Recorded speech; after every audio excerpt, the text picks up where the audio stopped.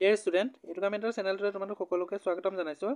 আজি আমি এই ভিডিঅ'টোত 2024 চনত আহি যোৱা যিখন ছ'চিয়েল ছায়েন্সৰ যিখন কুৱেশ্যন পেপাৰ আছিলে, সেই কুৱেশ্যন পেপাৰখিনিত থকা MCQখিনি আমি আলোচনা কৰিম। কেনেকুৱা ধৰণৰ MCQ আহিছিলে, যাতে তোমালোকৰ পৰীক্ষা দিয়াৰ আগতে সেই MCQখিনি চাই যাওঁতে অকণ সুবিধা হয়। আজি এই ভিডিঅ'টোৰ প্ৰথমটো কুৱেশ্যন হৈ গ'ল। প্ৰথমটো কুৱেশ্যনত দিয়া আছে যে ঐক্যবদ্ধ বংগ এটা বৃহৎ শক্তি দ্বিখণ্ডিতকৰণেৰে বৃহৎ বংগ শক্তিৰ ভাঙি ছিঙি চুৰমাৰ কৰিব, এই কথাষাৰ কোনে কৈছিলে? এই এষাৰ উক্তি কাৰ আছিলে? গতিকে ইয়াৰ শুদ্ধ উত্তৰটো হ'ব লৰ্ড কাৰ্জন। লৰ্ড কাৰ্জনে এই কথাষাৰ কৈছিলে। ঠিক আছে, ইয়াৰ শুদ্ধ এনচাৰ হৈ যাব বিটো হ'ব ইয়াৰ শুদ্ধ এনচাৰ। গতিকে তোমালোকে যেতিয়া লেচনটো পঢ়ি যাওঁতে মন দি যাবা, যাতে তাত কুৱেশ্যন কেনেকুৱা ধৰণৰ আহে সেইটো চাব পাৰিবা। ঠিক আছে, এনালাইজ কৰি পেলাই। এতিয়া 2 নম্বৰ কুৱেশ্যনটোত দিছে যে 1911 চনৰ 12 ডিচেম্বৰৰ দিনা দিল্লীত অনুষ্ঠিত ৰাজ অভিষেক অনুষ্ঠানত তলত দিয়া কোনকেইটা সিদ্ধান্ত ঘোষণা কৰা হৈছিল? কেনেধৰণৰ সিদ্ধান্ত লোৱা হৈছিল? 1911 চনৰ 12 ডিচেম্বৰৰ দিনা দিল্লীত যিখন মিটিং হৈছিলে, সেই মিটিংখনত কেনেকুৱা ধৰণৰ সিদ্ধান্ত গ্ৰহণ কৰা হৈছিলে সেইটো কুৱেশ্যন ইয়াত সুধিছে। ইয়াৰ শুদ্ধ উত্তৰটো হ'ব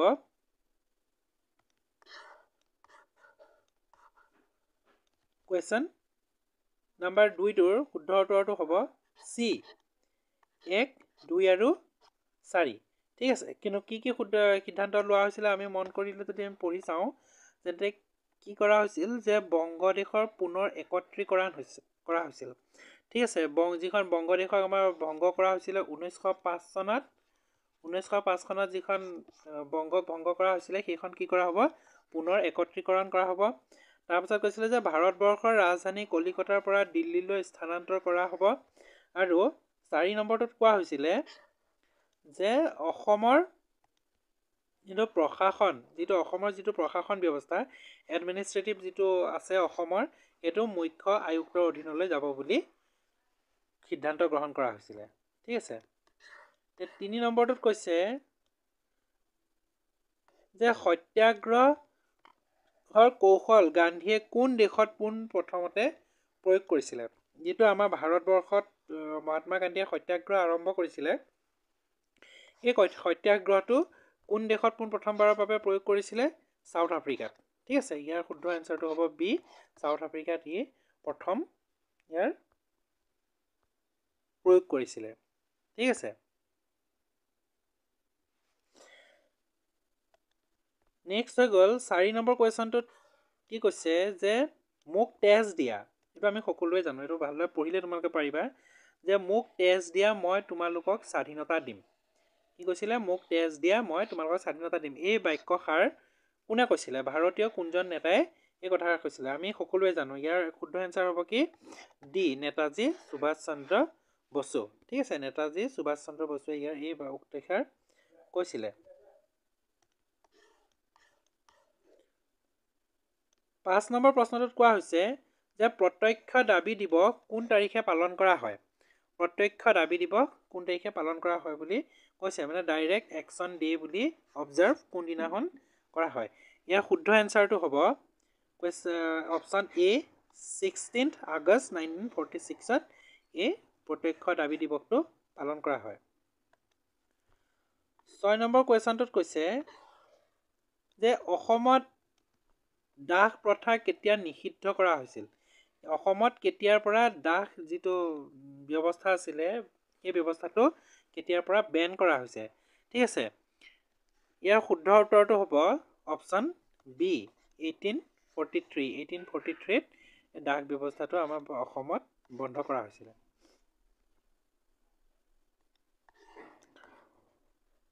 কুৱেশ্যন নম্বৰ 7টোত কোৱা হৈছে যে 1861 চনত সংঘটিত হোৱা কৃষক বিদ্ৰোহটো হ'ল যিটো 1861 চনত যিটো কৃষক বিদ্ৰোহ হৈছিলে, সেই কৃষক বিদ্ৰোহটো কি বুলি কোৱা হৈছে? লাচিমাৰ কৃষক বিদ্ৰোহ। ইয়াৰ শুদ্ধ এনচাৰটো হ'ব অপশ্যন লাচিমা অপশ্যন বি অপশ্যন বি টো হ'ব ইয়াৰ শুদ্ধ এনসাৰ লাচিমাৰ কৃষক বিদ্ৰোহটো হৈ গ'ল 1861 চনত সংঘটিত হৈছিল কোৱেশ্চন নম্বৰ 8 টোত কোৱা হৈছে যে 1881 চনত উত্তৰ কাছাৰ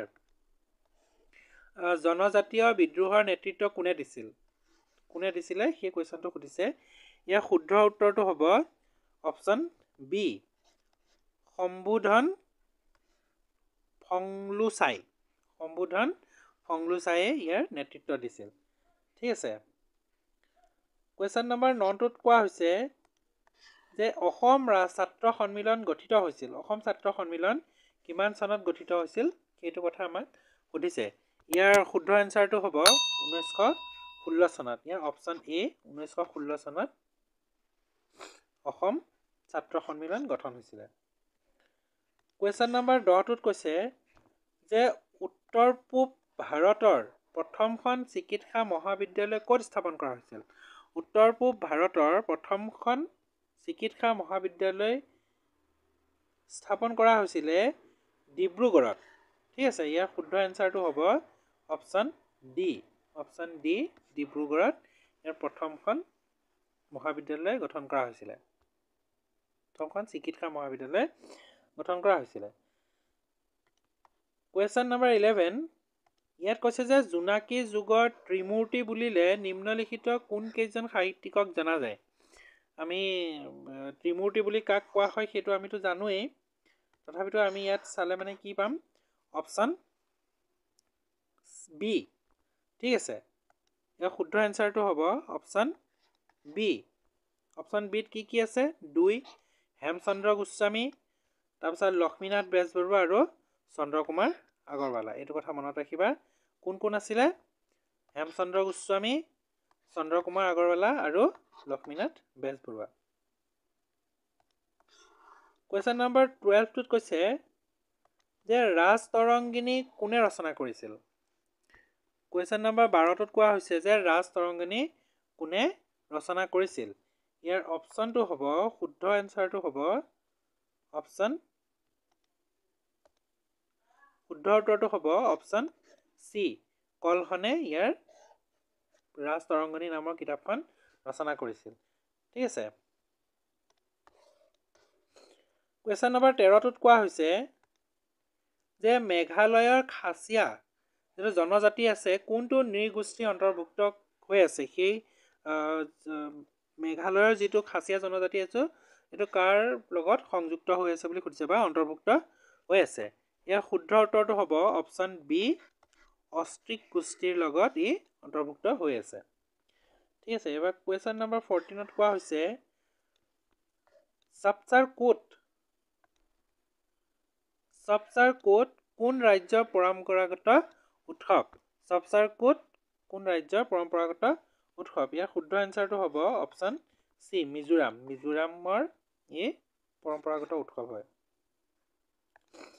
কোৱেশ্চন নম্বৰ 15 টোত কৈছে যে অসম গদ্য সাহিত্যৰ সূচনা কোনে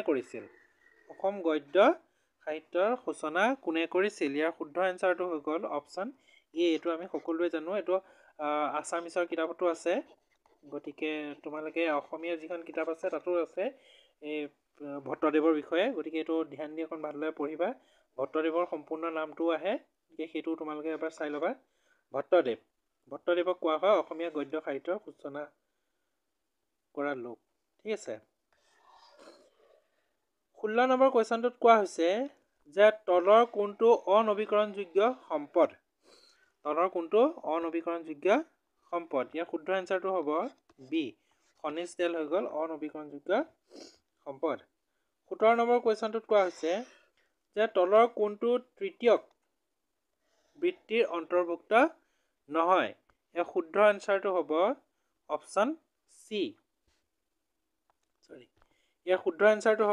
অপশ্যন সি খনিজ সম্পদ আহৰণ কৰাটো কি নহয় তৃতীয় বৃত্তিক অন্তৰ্ভুক্তি নহয়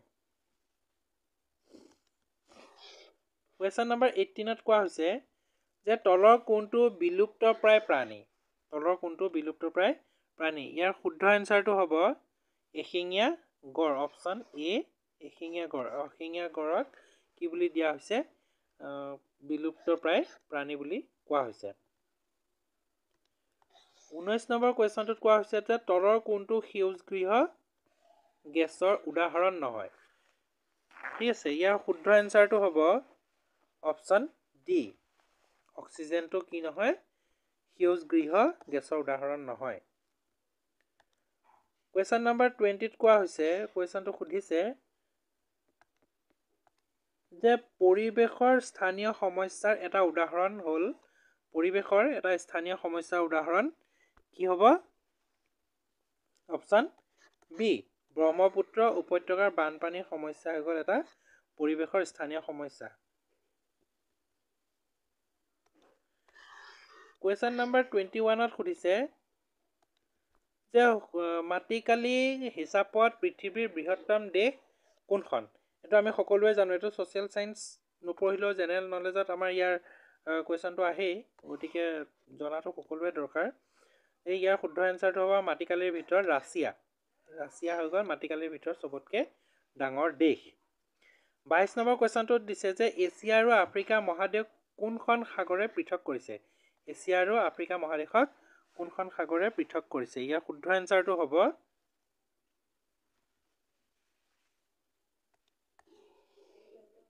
ৰেড চি। ৰেড চিয়ে ভাৰতক আৰু এছিয়া আৰু আফ্ৰিকাক মহাদেশক কি কৰিছে? দুভাগ কৰিছে বা পৃথক কৰিছে। ঠিক আছে, লোহিত সাগৰ বা ৰেড চি। কুৱেশ্যন নম্বৰ 23ত কৈছে যে কাইৰো কোনখন দেশৰ ৰাজধানী? কুৱেশ্যন নম্বৰ 23ত কাইৰোৰ কথা সুধিছে। ইয়াৰ শুদ্ধ এনচাৰটো হ'ব ইজিপ্ত। কুৱেশ্যন নম্বৰ বি, ইয়াৰ শুদ্ধ এনচাৰ হ'ব ইজিপ্ত। ইজিপ্তৰ ৰাজধানী হৈ গ'ল কাইৰো। কুৱেশ্যন নম্বৰ 24ত সোধা হৈছে যে 2011 চনত ভাৰতৰ লোকপিয়ল অনুসৰি অসমৰ শিক্ষিত হাৰ কিমান শতাংশ আছিল? ইয়াৰ শুদ্ধ এনচাৰটো হ'ব অপশ্যন বি, 72.19% বা 72.19%। কুৱেশ্যন নম্বৰ 25, 2011 চনৰ লোকপিয়ল অনুসৰি অধিক জনসংখ্যা থকা নগৰৰ পৰা আৰম্ভ কৰি ক্ৰমে কম জনসংখ্যা থকা অসমৰ প্ৰথম শ্ৰেণীৰ নগৰবোৰ হ'ল, ইয়াৰ শুদ্ধ এনচাৰটো হ'ব অপশ্যন চি, গুৱাহাটী চবতকৈ বেছি আছে, তাৰপিছত শিলচৰত আছে, তাৰপিছত ডিব্ৰুগড়ত আছে, তাৰপিছত নগাঁৱত আছে জনসংখ্যা।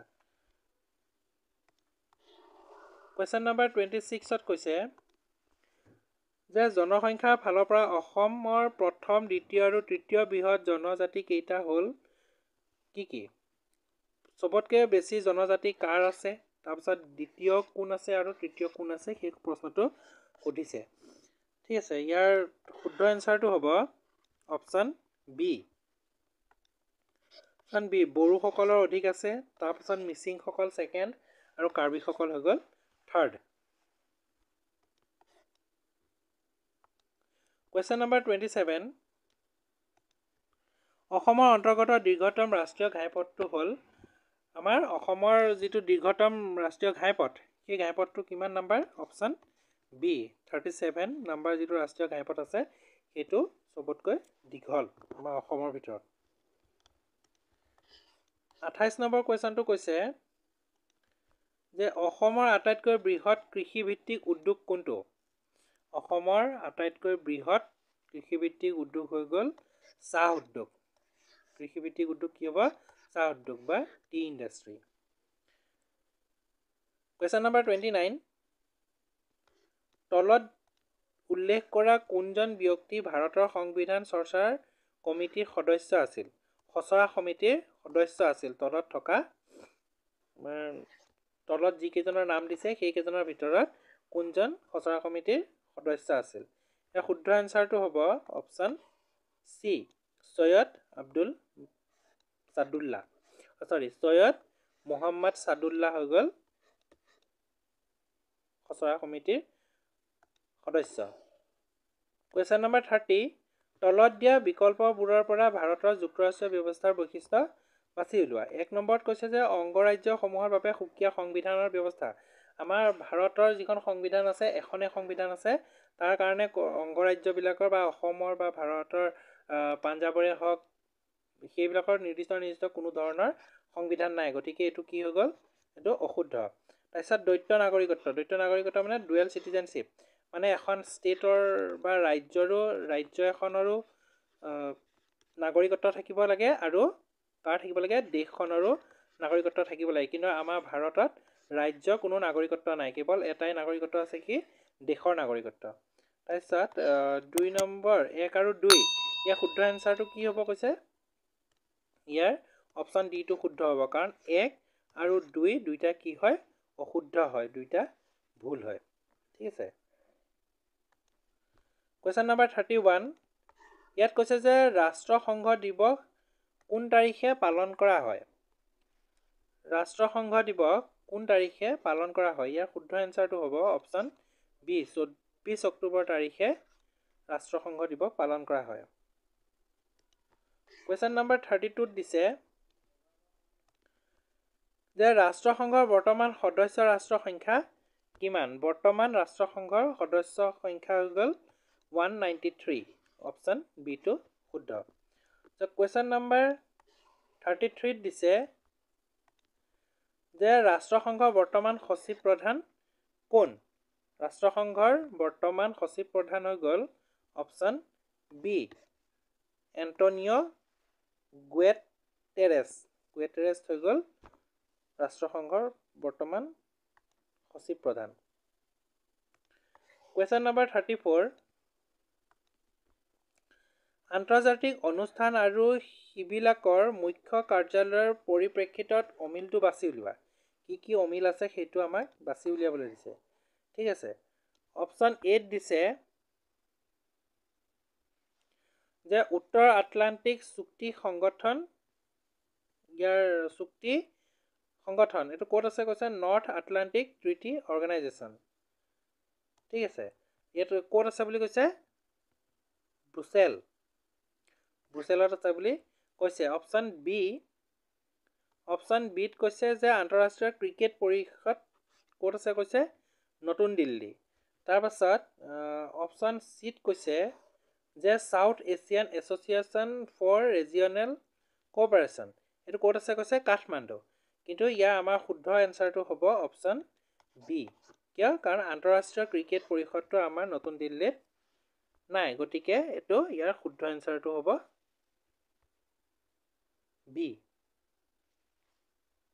অমিলটো কি আছে, আন্তঃৰাষ্ট্ৰীয় ক্ৰিকেট পৰিষদ নতুন দিল্লীত নাই, গতিকে এইটো অমিল হৈ আছে। কুৱেশ্যন নম্বৰ 35, ৰাষ্ট্ৰসংঘৰ সাধাৰণ সভাই নিম্নোক্ত কোনটো অংগৰ অনুমোদন ক্ৰমে সচিব প্ৰধানক নিয়োগ কৰে। অপশ্যন ডি হৈ গ'ল কি হয়, শুদ্ধ, কাৰণ অপশ্যন ডিটোত কি কৈছে, ছিকিউৰিটি কাউন্সিল, নিৰাপত্তা পৰিষদে নিযুক্তি দিয়ে। কুৱেশ্যন নম্বৰ 36, তলৰ কোনকেইটা বিকল্প মুদ্ৰাৰ বৈশিষ্ট্য। ইয়াৰ শুদ্ধ এনচাৰ হ'ব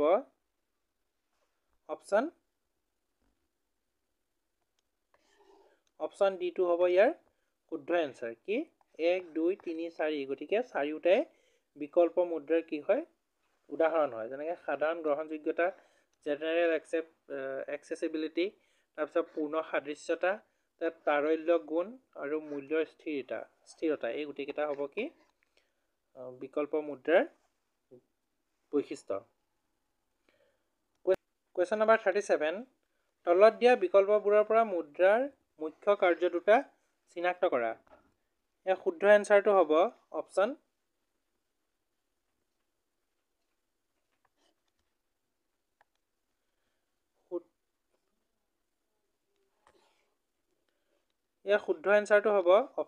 এ, এইটো হ'ব ইয়াৰ শুদ্ধ এনচাৰ 1 আৰু 2। 1টোত কি দিয়া হৈছে যে মুদ্ৰা হৈছে বিনিময়ৰ মাধ্যম, আৰু 2টোত দিয়া হৈছে যে মুদ্ৰা সা সামগ্ৰী মূল্যৰ মাপকাঠি হিচাপে কাৰ্য সম্পাদনা কৰে, গতিকে 1 আৰু 2 হৈ গ'ল ইয়াৰ শুদ্ধ। কুৱেশ্যন নম্বৰ 38 ভাৰতবৰ্ষৰ কেন্দ্ৰীয় বেংকটোৰ নাম কি? আমাৰ ভাৰতবৰ্ষৰ যিটো কেন্দ্ৰীয় বেংক আছে সেই কেন্দ্ৰীয় বেংকটোৰ নাম হৈ গ'ল ভাৰতীয় ৰিজাৰ্ভ বেংক। এইটো আমাৰ সকলোৱে জানিব লাগে, এইটো ল'ৰা ছোৱালী সকলোৱে জানিব যে ভাৰতীয় ৰিজাৰ্ভ বেংক। কুৱেশ্যন নম্বৰ 39 তলৰ কোনটো বাণিজ্যিক বেংকৰ কাৰ্য নহয়?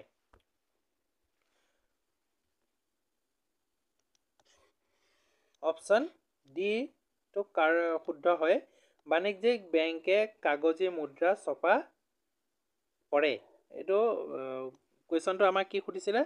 শুদ্ধ নহয় বুলি সুধিছে। এইটো মনত ৰাখিবা যে কি প্ৰশ্ন সুধিছে? শুদ্ধ নহয় বুলি সুধিছে। বাকীখিনি সকলোখিনি শুদ্ধ হয়, কিন্তু কোনটো শুদ্ধ নহয়?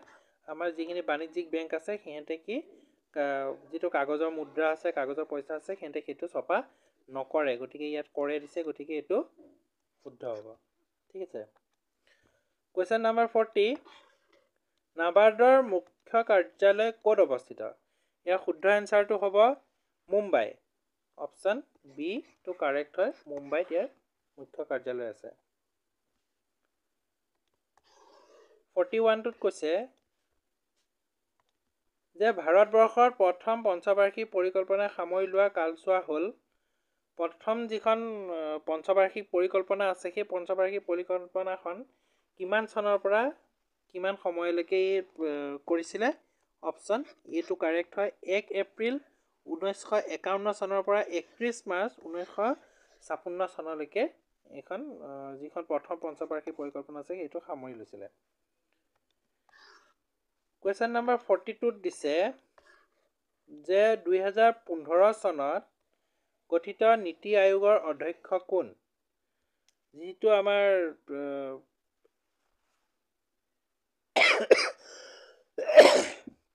নীতি আয়োগ আছে আমাৰ ভাৰতৰ, সেই নীতি আয়োগখনৰ অধ্যক্ষ কোন হয় বুলি কৈছে? ভাৰতৰ প্ৰধানমন্ত্ৰী। এইটো কথা মনত ৰাখিবা। ভাৰতৰ প্ৰধানমন্ত্ৰী হৈ গ'ল নীতি আয়োগৰ কি হয়? অধ্যক্ষ। এইটো কথা মনত ৰাখিবা। এইটো ভাৰতৰ প্ৰধানমন্ত্ৰী হ'ব ইয়াৰ নীতি আয়োগৰ অধ্যক্ষ, লাগিলে যেতিয়াই যি চেঞ্জ হৈ নাথাকক কিয়।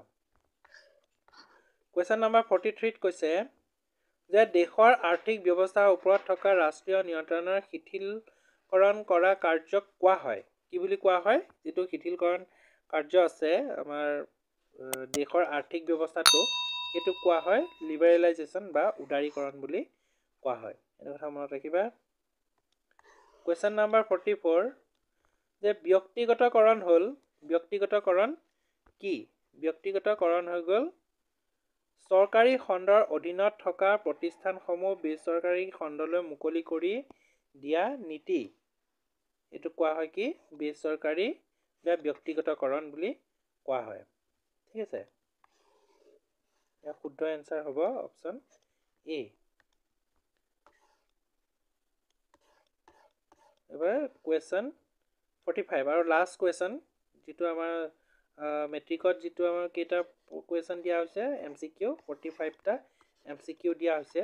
গতিকে তোমালোকে ভয় খাব নালাগে। ভালদৰে যদি পঢ়া তেন্তে 45ৰ ভিতৰত যদি তোমালোকৰ 30টাও শুদ্ধ হয় তেনে 30 গোটা মাৰ্ক 32 পাবাই। প্লাছ তোমালোকে যিখন প্ৰশ্ন দিয়া থাকিব, যিখিনি বৰ্ড কুৱেশ্যন থাকিব বা ডাঙৰ দীঘল কুৱেশ্যন থাকিব 5 নম্বৰীয়া, সেই কুৱেশ্যনখিনি তাৰ পৰাও যদি তোমালোকে লিখিব পাৰা তেনেহ'লে তোমালোকৰ লিটাৰ মাৰ্কটো অহাৰ সম্ভাৱনা বহুত হৈ যায়। গতিকে ধ্যান দি তোমালোকৰ যিটো লেচন আছে সেই লেচনটো ভালদৰে পঢ়িবা। ঠিক আছে। আজি লাষ্ট কুৱেশ্যনটোত কি কৈছে? দেশৰ মুঠ জাতীয় আয়ক মুঠ জনসংখ্যাৰে হৰণ কৰিলে আমি পাওঁ। কি পাওঁ? এইটো জনমূৰি আয়, এইটো পাৰ কেপিটা ইনকাম পায়। অৰ্থাৎ যদি আমাৰ ভাৰতত যদি 1 লাখ মানুহ আছে, 1 লাখ যদি আমাৰ ভাৰতত যদি মানুহ আছে আৰু যদি ইনকাম যদি আমাৰ ভাৰতৰ যদি 5 লাখ টকা যদি ইনকাম হৈছে, 5 লাখ টকা যদি ইনকাম হৈছে, তেনেহ'লে আমি 1000ৰে আমি যদি 5 লাখক যদি আমি হৰণ কৰোঁ তেনেহ'লে কিমান পাব? 5 থাকিব। অৰ্থাৎ 5 টকা হ'ব আমাৰ পাৰ কেপিটা ইনকাম, মানে জনমূৰি আয় হ'ব কিমান? 5 টকা। এইটো কথা মনত ৰাখিবা। ঠিক আছে। Thank you. সকলোকে ধন্যবাদ। আশা কৰোঁ তোমালোকে ভিডিঅ'টো চাই নিশ্চয় উপকৃত হ'ব পাৰিছা। এই ভিডিঅ'টো তোমালোকে তোমাৰ বন্ধু বান্ধৱীসকলকো শ্বেয়াৰ কৰিবা যাতে তোমালোকৰ লগতে তেখেতসকলো উপকৃত হ'ব পাৰে। Thank U.